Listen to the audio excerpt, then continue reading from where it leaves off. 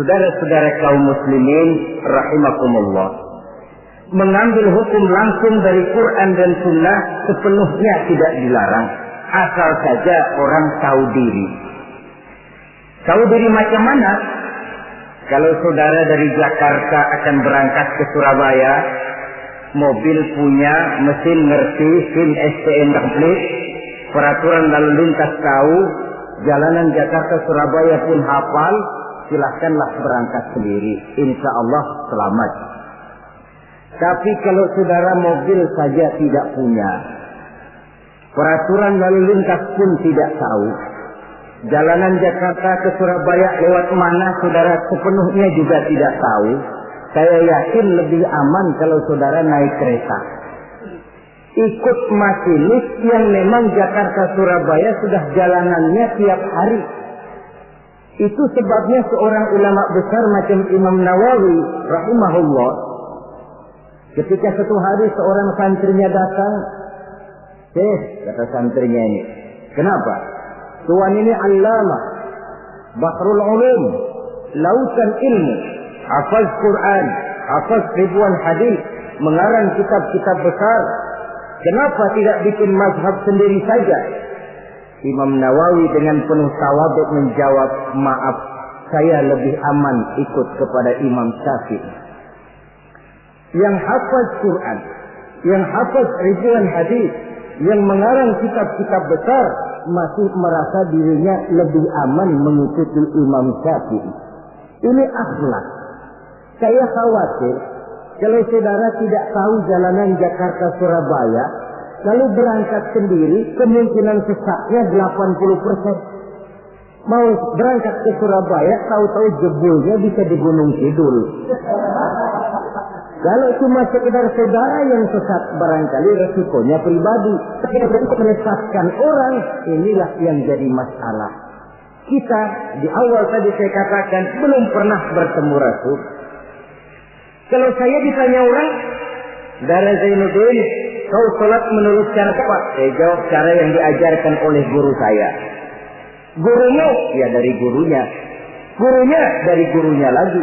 Terus sambung menyambung sampai kepada Imam Syafi'i.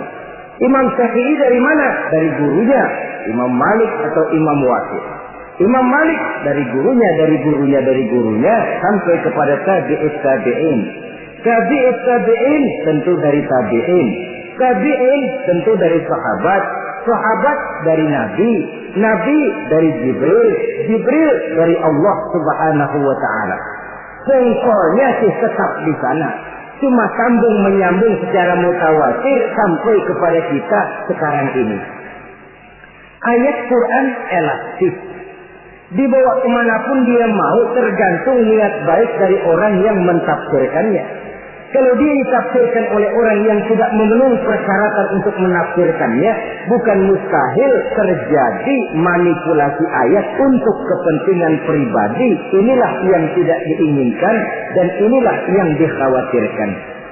Oleh karenanya, ulama merupakan ahli waris dari para nabi dan kita menjadi ulama yang benar-benar teguh menjaga dan memegang warisan tadi. Tetapi kalau warisannya sudah tidak ada lagi, maka tidak usah mengikuti yang semacam itu.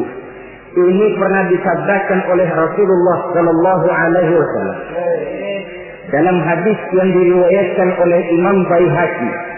Beliau bersabda, "Yusifu an ya'ti 'ala an-nasi zamanun la yabqa min al-Islam illa ismuh, wa la yabqa min al-Qur'an illa rasmuh. Masajiduhum 'amiratun wa hiya kharabun min al-huda. Ulama'uhum sarrun man tahta adil as-sama' min 'indihim takhrujul fitan wa fihim ta'udu." Pada satu saat kata Nabi, akan datang di tengah masyarakat manusia, di mana pada zaman itu la yabqa minal Islam illa ismuh. Akan datang satu masa di mana pada masa itu Islam ada, tapi cuma sekedar tinggal namanya saja. Islam ada, tapi cuma tinggal nama saja. Bahasa Jermannya nama doang. tapi ajaran Islam tidak pernah nyata dalam kehidupan sehari-hari. Nama Islam, perbuatan tidak Islam lagi. Kadang-kadang namanya Muhammad Mukmin, perbuatannya nyolong ayam. Islam ada, tapi cuma sekedar tinggal nama saja. Wala yabqa minal Qur'an illa rasmuh. Quran pun ada, tapi cuma sekedar tulisannya saja. Ada Quran, tapi cuma tulisan. Paling banter di musabaqah kan? Ya masih lumayan lah. Tapi kan yang lebih penting sebenarnya adalah bagaimana mengusahakan musabaqah pengamalan ajaran Quran. Masajiduhum amiratun. Masjidnya megah, masjidnya mentereng, masjidnya mewah. Wahia qarabun minal huda, tapi kosong dari hidayah. Masjid tidak lebih seperti museum. Besar, anggun, tapi sepi. Tempat menyimpan benda-benda kuno. Itu nasib masjid di zaman itu. Di mana Islam cuma tinggal nama, Quran cuma tinggal tulisan, masjid besar, tapi ajaran Islam tidak terpancar dari sana. Masjid yang besar nasibnya bak museum saja. Tidak lagi berfungsi seperti masjid di zaman Rasul. Di zaman baginda Rasul, di masjid beliau mengajar umat.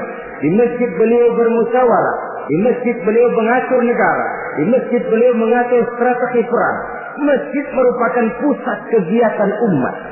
Suatu zaman nanti kata Nabi akan datang di mana masjid ada, besar, megah, dibangun dengan biaya besar, tapi kosong dari hidayah. Tidak ada lagi nur ilahi yang terpancar di dalamnya. Na'udzubillah.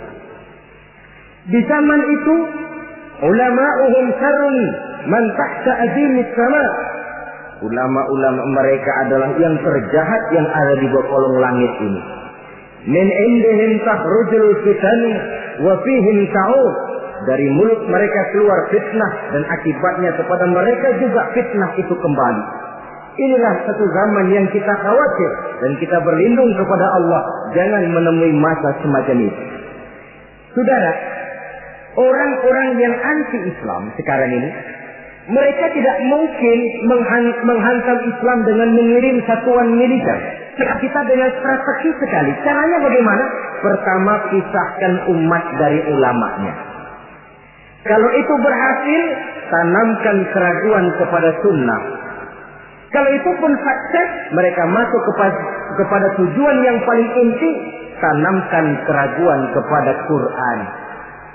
Disadari atau tidak, diakui atau tidak, tiga sistematik ini secara bertahap mulai diterapkan orang di tengah kehidupan kita. Mau hancurkan Islam, pertama, pisahkan umat dari ulama. Kalau umat sudah berpisah dari ulama, sama saja istilah yang banyak disampaikan orang, macan sudah dipisah dari hutan.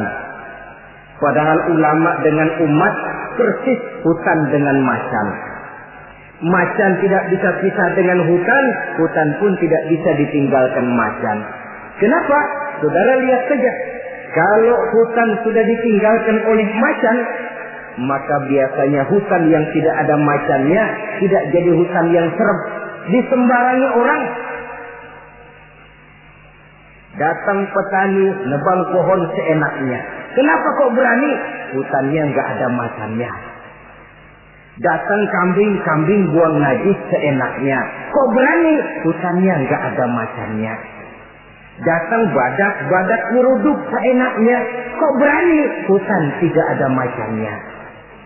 Maka satu desa, satu kampung, satu kota, kalau tidak ada ulamanya, biasanya disembarangi orang.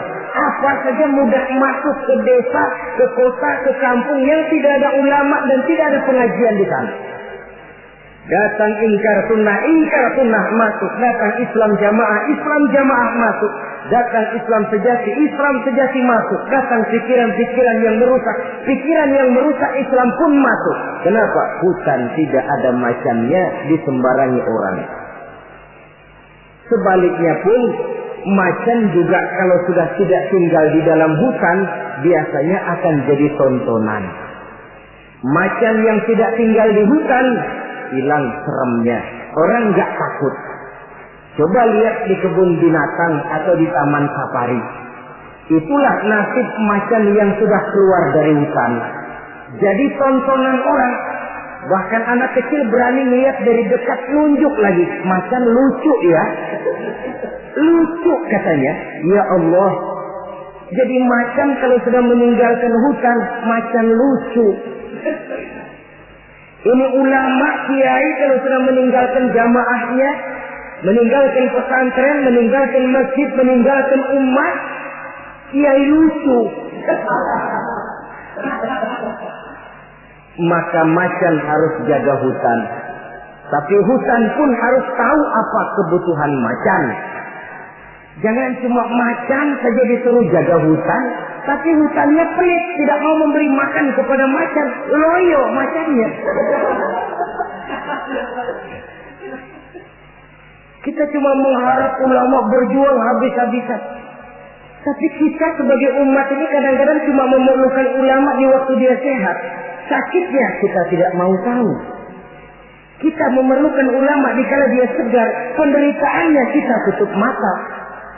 Bahkan lebih celaka, maaf loh ya, kita lebih menghargai burung beo daripada kiai. Contoh kecil, burung beo bisa ngomong dikit saja.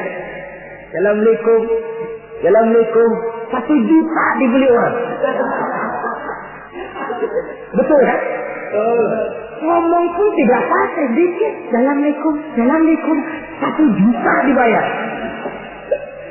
Kalau kiai yang ngomong Assalamualaikumnya pakai, bahasa Arabnya pakai, baca kitab sehalaman. Allahu Akbar.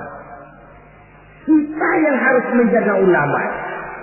Jangan ulama dianggap seperti gerakan kayu. Kalau mau dipakai nggak ketemu, sedapur dicariin, ngomel. Gila ini gerakan kemana sih? Tapi sudah ketemu gerakan, dipakai, nyala rokoknya, gerakan dilempar begitu saja. Harus kayak gerakan gas dong. Habis pakai simpen yang rapi, bensinnya gasnya habis diisiin. Kita yang berkewajiban menjaga ulama. Ulama tidak minta dihargai, kewajiban kita menghargai ulama. Ulama tidak minta dihormati, tugas kita menghormati ulama. Saudara-saudara kaum muslimin rahimakumullah. Jadi tahap pertama, pisahkan umat dari ulama. Kalau ini berhasil, mereka masuk kepada ronde yang kedua, tanamkan keraguan kepada sunnah.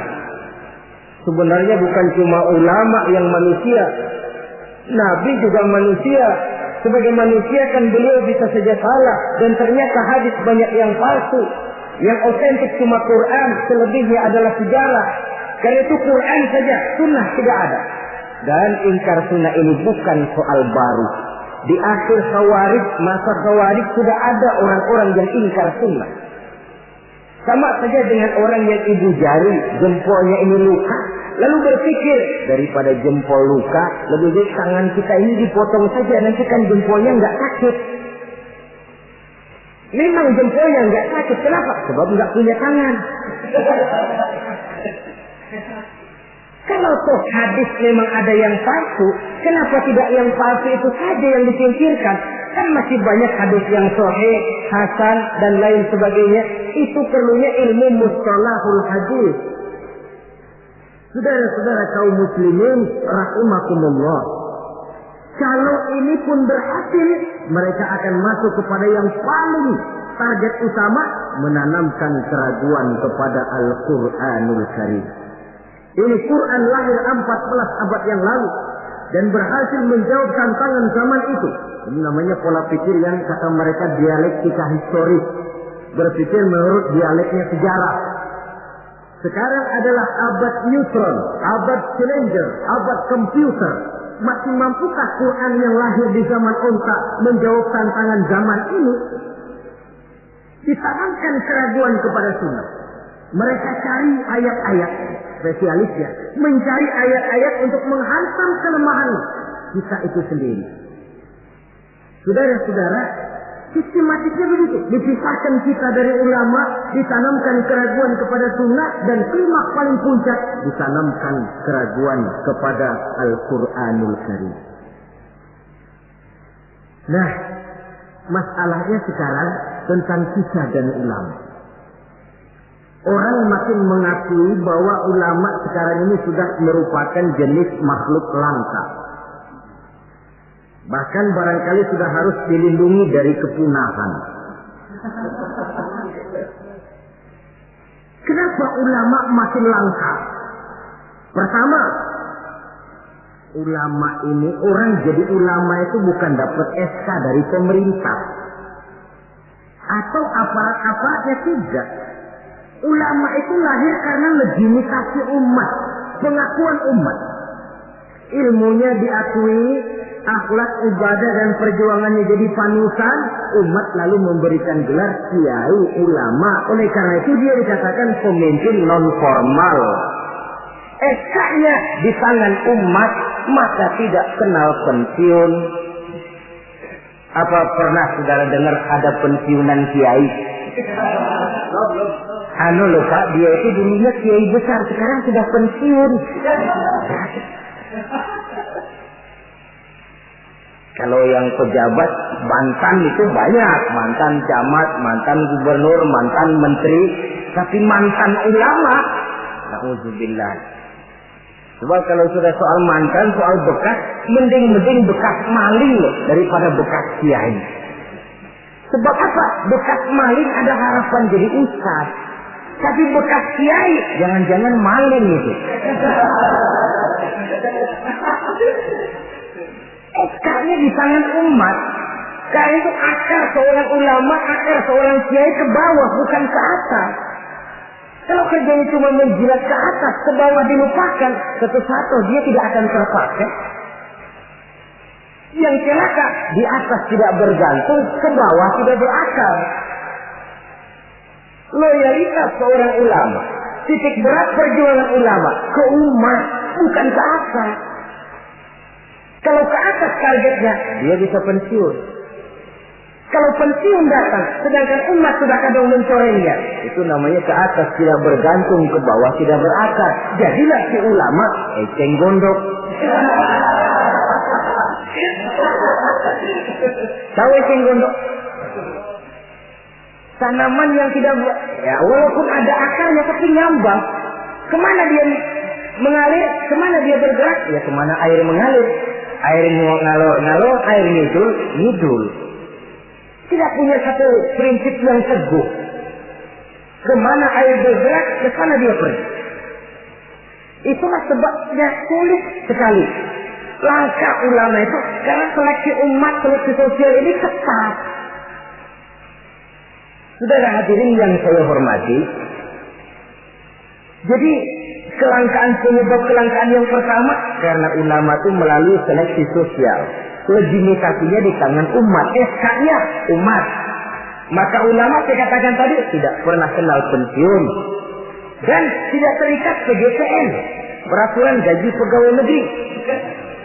Ulama itu terikat oleh PGPT, peraturan gaji pegawai Tuhan. Jam kantornya 24 jam. Kapan umat perlukan, dia mesti berangkat. Di sisi lain, ulama memang seperti benda keramik. Makin tua, makin antik, makin dikejar orang, makin mahal harganya. Tuh, barang-barang keramik peninggalan dinasti Ming. Itu kan ratusan tahun yang lalu. Makin tua, makin dikejar dan diburu orang, makin mahal harganya. Saudara-saudara kaum muslimin rahimakumullah. Yang kedua memang kurangnya minat orang untuk belajar agama. Pendidikan agama di mata umat Islam anak tiri. Orang tua muslim tidak bangga memasukkan anaknya ke madrasah, ke pondok-pondok pesantren atau ke sekolah-sekolah yang bernafaskan agama. Nasib madrasah, pesantren, anak tiri. Kadang-kadang yang lebih parah, pesantren dianggap penampungan anak nakal. Kalau anaknya udah sangar, tukang berantem, sudah kirim ke pondok saja kali jadi baik. Kirim ke pondok. Kayaknya pondok cuma penampungan anak-anak nakal saja. Ada kesan menganaktirikan, tidak bangga anak masuk madrasah. Latar belakangnya apa? Latar belakangnya karena pemikiran perut. Sekolah sama dengan ijazah, ijazah sama dengan lapangan kerja. Kalau tidak jadi pegawai negeri, mati. Pola pemikiran perut. Timbul masalah. Kalau anak masuk pesantren, apa nanti bisa masuk kerja di Pertamina? Apa kalau masuk sanawiyah nanti bisa diterima di Departemen Keuangan? Pola pemikiran perut.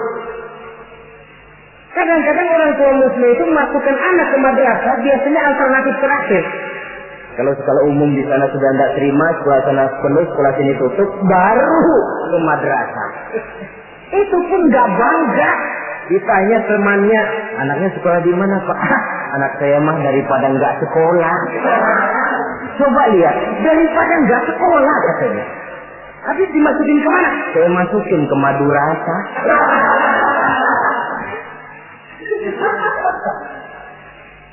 Padahal satu hadis Nabi pernah memberikan gambaran. Inna Allah la yaqbidul ilma intiza'an yantazi'uhu min suduril ibad, walakin yaqbidul ilma biqabdil ulama. Allah Subhanahu wa ta'ala menarik ilmu pengetahuan tidak dengan mencabutnya dari hati seorang hamba, tapi Allah menarik ilmu pengetahuan dengan jalan mewafatkan ulama. Dan kenyataan mengajarkan kalau lurah mati, hari ini dia mati, besok naik gantinya. Camat meninggal, lusa dilantik gantinya. Jenderal wafat, tahun depan minggu depan naik gantinya. Tapi kalau sudah kiai wafat, ulama meninggal, 5, 10, 15, 20 tahun yang akan datang, belum tentu akan muncul gantinya. Saudara-saudara kaum muslimin rahimakumullah. Dua penyebab ini yang menyebabkan langkahnya ulama. Di antara yang langka itu pun lebih langka lagi yang teguh dan kuat memegang warisan. Oleh karenanya kita mempunyai pengharapan yang besar. Apalagi seorang ulama tidak mutlak harus muncul dari pondok pesantren. Mungkin saja dari perguruan tinggi umum yang diimbangi dengan mengaji, mendalami kitab-kitab agama dari ulama-ulama terkemuka, hingga dia bisa memadukan antara kemampuan intelektualnya dengan bimbingan keagamaan, berpadu nur ilahi dengan kemajuan sains, menjadi teknokrat yang berjiwa agama dan berilmu agama. Saudara-saudara kaum muslimin rahimakumullah, sama saja saudara punya gelas satu lotin, 2 hari sekali pecah satu, lama-lama kan habis. Saudara tidak usah bingung kalau pabriknya mesti terus bikin gelas. Sebaliknya, saudara punya gelas satu gudang, 1 hari sekali pecah satu, lama-lama habis kan. Pabriknya sudah kadang berhenti bikin gelas. Begitu gelas saudara habis, pabriknya berhenti bikin gelas. Kira-kira di mana kita minum? Bisa pakai tangan, bisa dibatok, bisa pakai daun lah. Ulama wafat, kita sedih. Tapi tidak usah bingung kalau pabrik yang bikin ulama itu masih jalan terus. Apakah itu majelis taklim, pondok-pondok pesantren, pembinaan keagamaan secara intensif. Karena memang makin ke depan tantangan ini makin tidak ringan. Diperlukan ulama-ulama yang sanggup menjawab tantangan zamannya, karena menyampaikan Islam berarti memberikan jawaban Islam terhadap masalah-masalah kehidupan. Saudara-saudara kaum muslimin rahimakumullah. Sebuah riwayat ingin saya sampaikan menutup uraian yang singkat ini. Di zaman Bani Israel, hiduplah 7 orang ulama yang masih muda-muda. 7 orang ulama yang masih muda ini mereka teguh dan kuat memegang agamanya, walaupun mereka tinggal di masa pemerintahan yang zalim dan memusuhi mereka. Mereka tidak goyah barang sedikit pun. Kemana ulama yang 7 orang ini pergi dakwah, mereka dicaci maki, dikejar-kejar, difitnah. Nah, ulama yang 7 orang ini diikuti dengan setia oleh seekor anjing. Kemana ulama yang 7 pergi dakwah, anjing ikut. Ulama yang 7 orang dikejar-kejar, anjing diuber-uber. Ulama yang 7 orang dicaci maki, anjing diomelin. Ulama yang 7 orang dilontari dengan batu, anjing pun disambitin dengan batu sampai patah kaki depannya si anjing karena setia mengikuti ulama yang 7 orang itu. Akhirnya 7 orang ulama dan seekor anjing ini mereka uzlah, sembunyi dan nyepi dalam sebuah gua. Mereka tidur di dalam gua itu 309 tahun lamanya. Yang dikenal dalam Al-Quran dengan peristiwa Ashabul Kahfi. Ringkas cerita, nanti di akhirat, dikala setiap orang sibuk dengan urusannya masing-masing, sehingga sangat boleh jadi saudara tidak sempat memikirkan saudaranya, istri tidak sempat memikirkan suaminya, bapak tidak sempat memikirkan anaknya. Tiap orang sibuk dengan urusan masing-masing. Dalam suasana sibuk macam itu, tiba-tiba terdengar pengumuman dari bawah aras. Pengumumannya kalau bahasa kita begini. Pengumuman ditujukan kepada penduduk padang mahsyar, sebentar lagi 7 orang ulama akan masuk surga. Hadirin diminta supaya berdiri. Kagum penduduk mahsyar, Masya Allah, siapa orangnya? Kita dihisap saja belum, ini sudah diperintahkan masuk surga tanpa dihisap. Diri mereka mau lihat. Rupanya 7 orang ulama itu, seorang demi seorang, 1, 2, 3, 4, 5, 6, 7. Sudah 7 dikira selesai. Paling belakang anjing, lucu. Mau masuk ke surga. Sampai di pintu surga ditutup. Mau kemana anjing? Ke surga, Pak. Tidak boleh.